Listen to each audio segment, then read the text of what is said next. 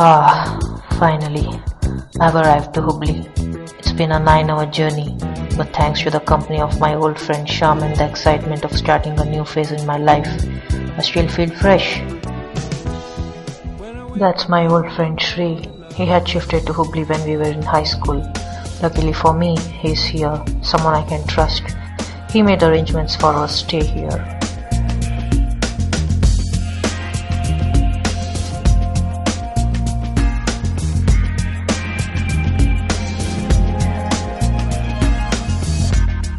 Is good enough. I'm just going to concentrate on my studies.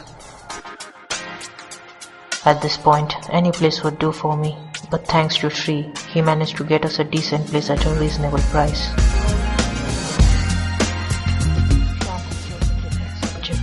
He had different interests. At this point, we had to part way for our classes.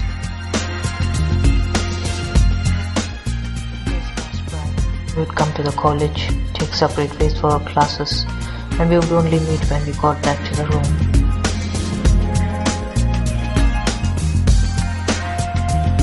He made a lot of friends in college during this time. I sensed something different. Something was wrong, but I was not sure. He wouldn't concentrate on his studies anymore. He would just keep talking to someone on phone or just keep thinking about something with a blank face. I would try to get his mind back on studies, but all in vain. He wouldn't listen. It was like the dark side of the moon. I couldn't see it coming. He had fallen into bad company. Bad people will lead you to make bad choices. He bunked classes and spent time outside the college corridor, talking and doing just nonsense. He started smoking.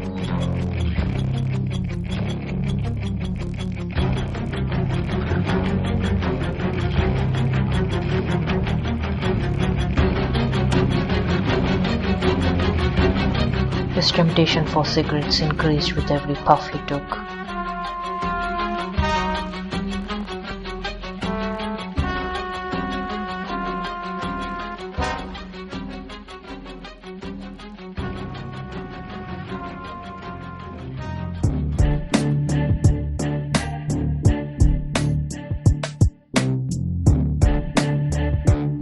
I don't know how, maybe by the contact of some of his friends. He started meeting a person. His name was Aslam. He used to sell drugs. He looked and acted bad, like he had deep connections.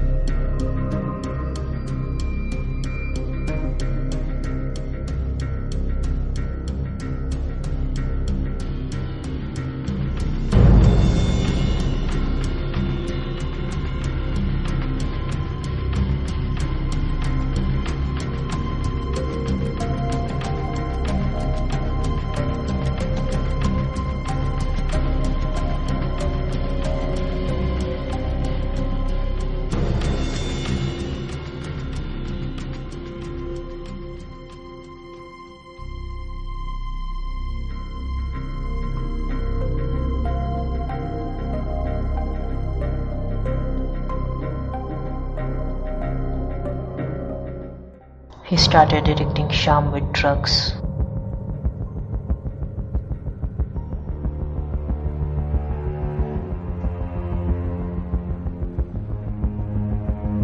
Sham fell into his tricks.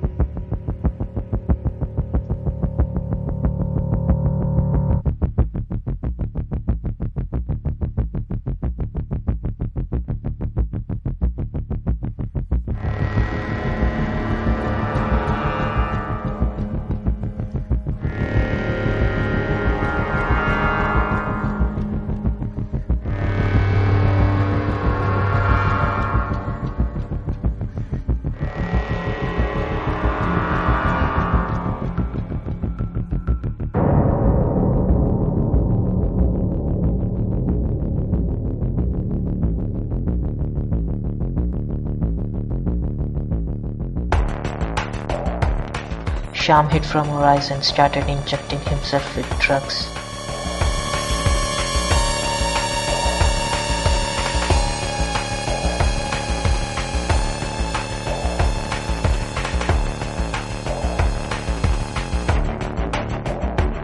He was enjoying it. He was going deeper into the rabbit hole. His condition was becoming worse. He couldn't live without cigarettes and drugs.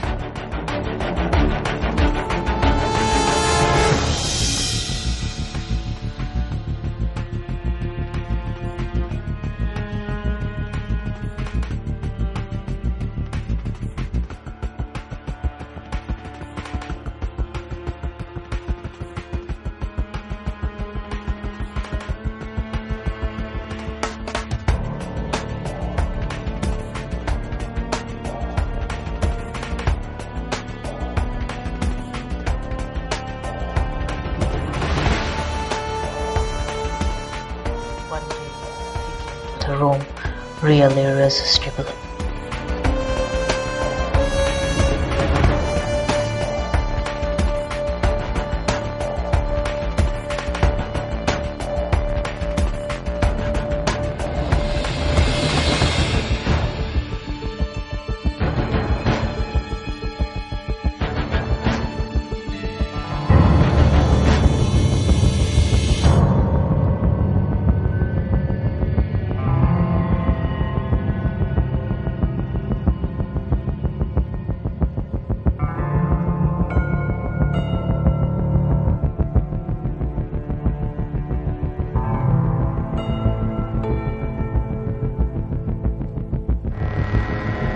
He lighted the cigarette, one after the other, puff after puff.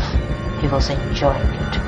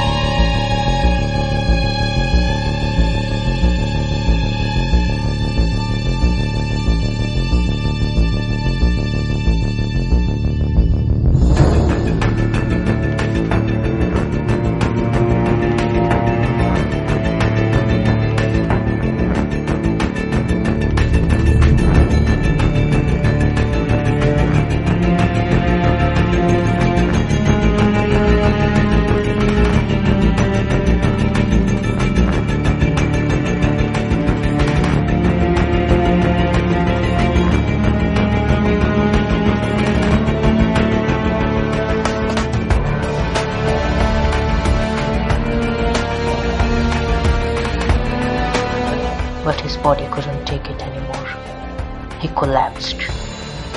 I arrived to the room after some time, saw him lying unconscious, cigarettes around.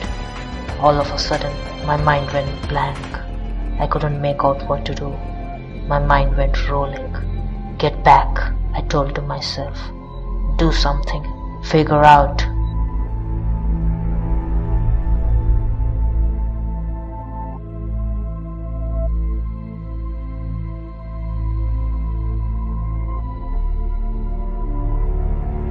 I rushed him to the hospital.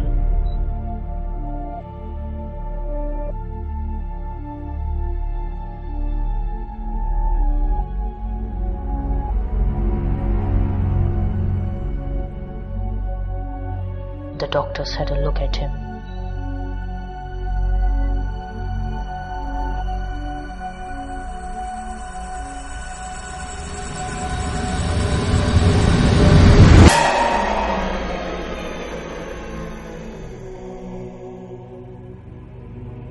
The doctor said his condition was serious. He had to be kept under observation before taking any decision. But they wouldn't keep him there if I didn't pay. They asked me for a large amount of money. I couldn't afford it, at least not right now. I requested, begged, but they wouldn't listen. They said it was hospital policy. What's that? Let a man die? They are not running a hospital. They are just running a bloody company.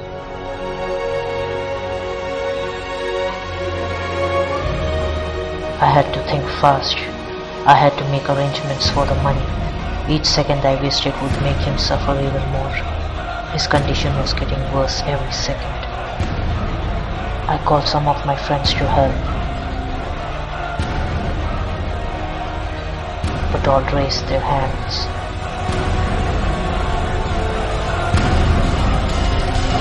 Money is the best and the worst thing in life.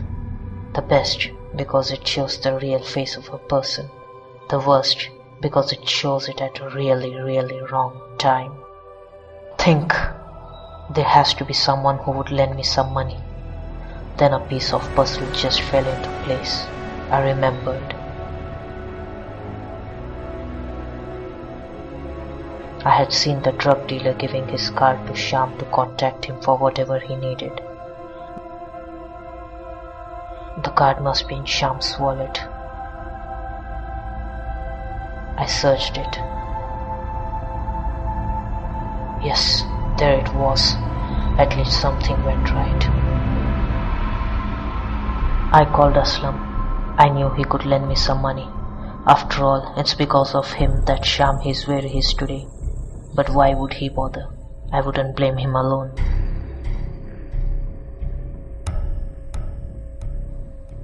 He agreed to help me with the money. I had to bring Sham back to the room.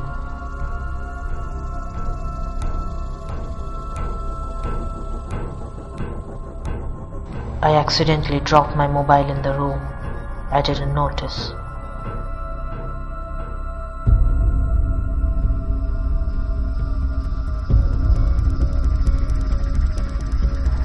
I went to the place where Aslam had told me to meet.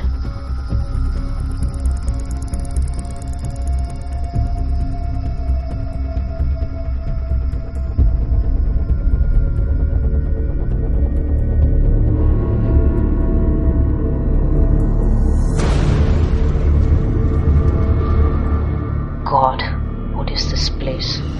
It was a ruined house filled with darkness.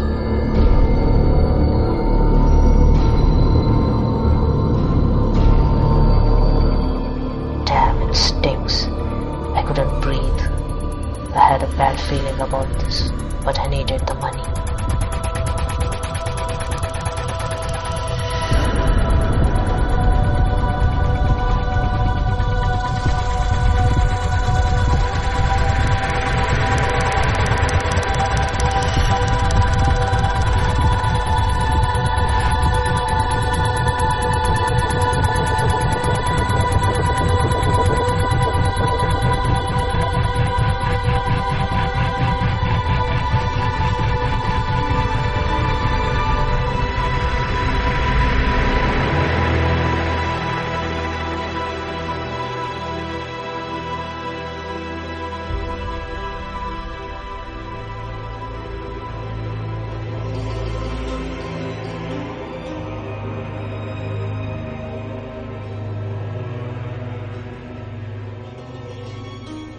deep into the house. He took me to his boss. He looked and felt bad. He was lying on the chair, surrounded with his so-called bodyguards. His men, they would do anything for him. They wouldn't even hesitate to kill someone. It was just a matter for him to order. Some of his men were beating up a guy real bad. I knew if someone played bad with them, he wouldn't survive. I had to play along. He looked at me right in the eye. Those eyes got my spine chilling. With whatever left courage, I asked him for the money. He agreed to give me the money, but asked me to do a job for him first. He wanted me to do a job of a delivery boy. They would give me a package. I just had to take the package and place it at a point they wanted. No questions asked. I thought the package might contain drugs, the things they usually did. Deliver it to the place they wanted. Keep it there for someone else to pick it up. Aslam, the drug dealer, showed me the place where I had to deliver the package. It was the local railway station. I knew it was not legal, and I could get caught doing this. If I would be caught, these guys would kill me with no second thoughts. But I had to do this. I didn't have a choice. I needed the money. Aslam had showed me the place where I had to keep the package. I picked the bag and hurried to the railway station.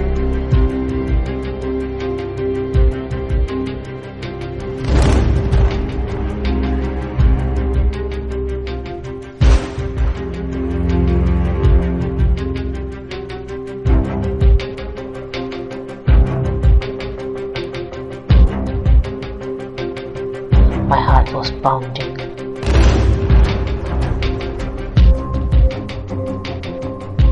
What if railway security catched me with the bag? I had to be alert.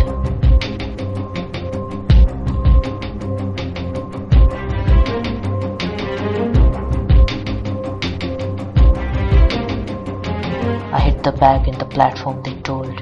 It wasn't easily visible to the common eyes.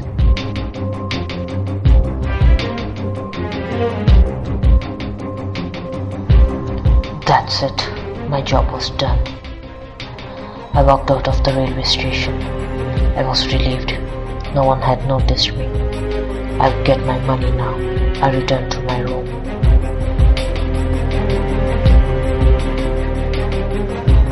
While I was gone, my parents called me up on my mobile. Sham picked the call up. My parents said they were coming to see me today by train.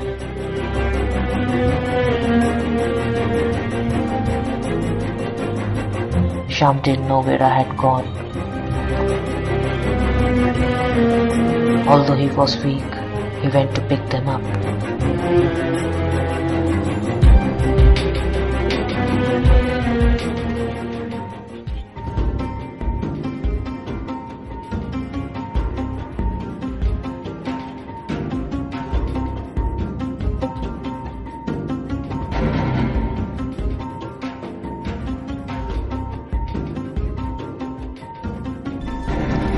I came back to the room.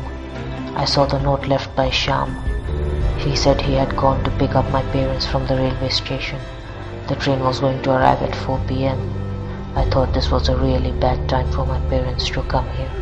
I was in a real mess. Suddenly a guy came to my room. He was the same guy who was getting beaten up at the smuggler's place.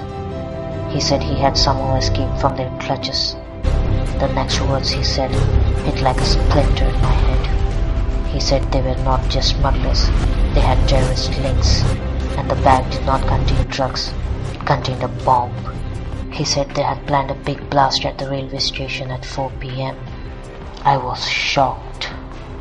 His words went through my body like bullets.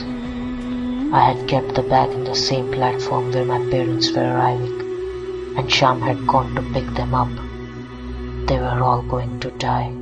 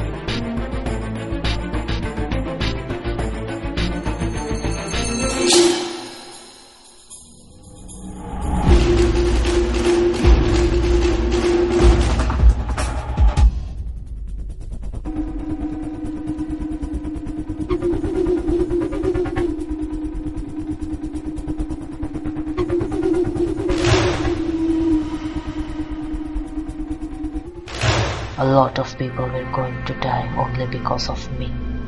What have I done? I couldn't control myself. All those thoughts started haunting me. My mind couldn't take it anymore. I fainted. The sound of the doorbell woke me up. With whatever strength left, I collected myself and opened the door. I couldn't believe what I was seeing. My parents and Shyam were here. They were alive. I couldn't control my tears of happiness. But I didn't understand how. Didn't the bomb explode? Did the police know about the bomb and they defused it? But Shyam said everything was normal. I couldn't let people die because of what I did. I told Shyam the whole story. I told him to inform the police. I will go back to the railway station and get the bag out of there. This was the turning point. Was still there. I checked it. It had a bomb. I picked the bag and started running out of the station. But I didn't know Aslam was still keeping an eye on me. As I took the bag and ran, he started chasing me. I couldn't let Aslam get the bag. I couldn't let people die. I ran as fast as I could.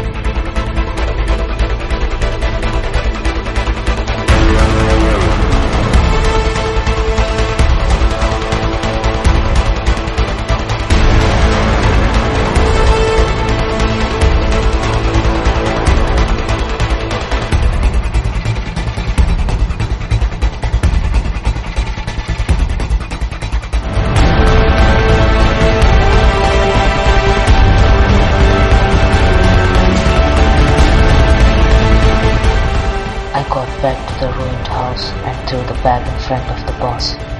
I told them I didn't want the money at the cost of hundreds of dead people and the curses of the left ones. Aslam caught me and there started the brawl.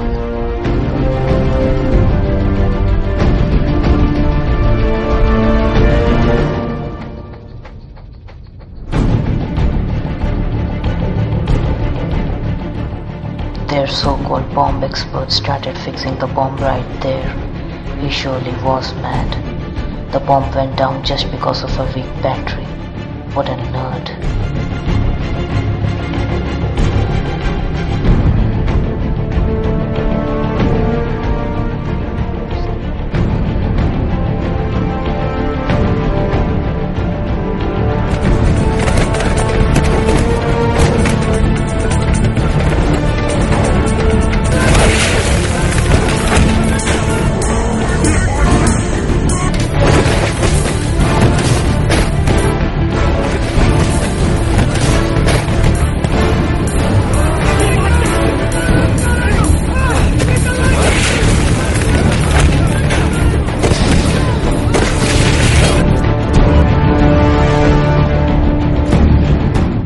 Started again with only 10 seconds left. He was happy that he fixed the bomb just to realize that it was going to explode. He started shouting and told everyone to get out. The bomb wouldn't stop this time, but I couldn't let these people get out of here just to make another plan and kill more people. I had to sacrifice myself to do this. I was ready. With great strength, I pushed them all back inside the house and closed the door. The bomb exploded.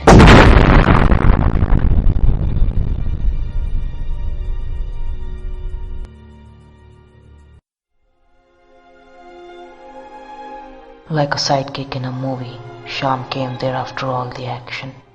But it was too late. Everything was in ruins. No one had survived. I hope this will be a big chapter in Shyam's life.